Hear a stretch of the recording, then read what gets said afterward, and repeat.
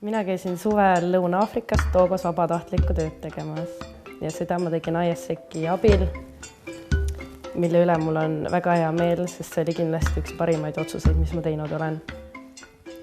Oma projekti raames tundsin ma tundeid, mõtlesin mõtteid, millest mul varem aimugi ei olnud, et ma selleks üldse võimeline olen.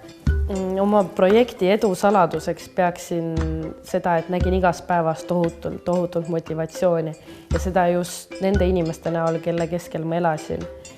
Ma elasin külas, kus ma olin iga päev tunnistajaks sellele, et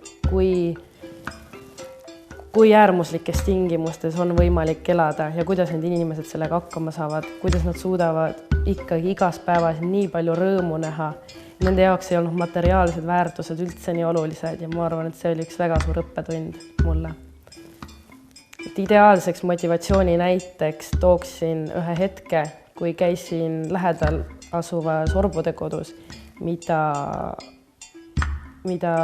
juhatas üks vanapaar, kellel endal lapsi ei olnud. Ja ühtedeks lasteks seal olid 5-kuused kaksikud, kelle ema suri 3 nädalat pärast sünnitust. Ja ma ei unusta, ma arvan, kunagi seda hetke, kui ma võtsin selle ühe 5-kuuse poisi endale sülle ja toetasin vastu ta oma rinda ja ta magama jäi. Ja seda tunnet tõenäoliselt ei saa mitte kuidagi sõnadega kirjeldada.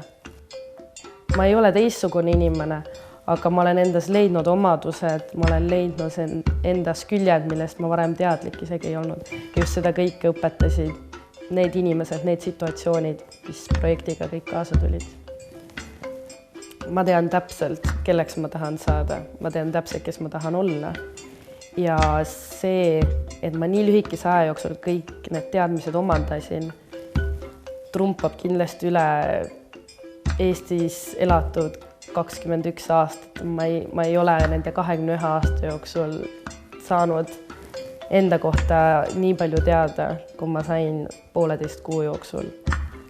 Seetõttu ma pean selles projektis osalemist eriti oluliseks oma tuleviku mõttes just.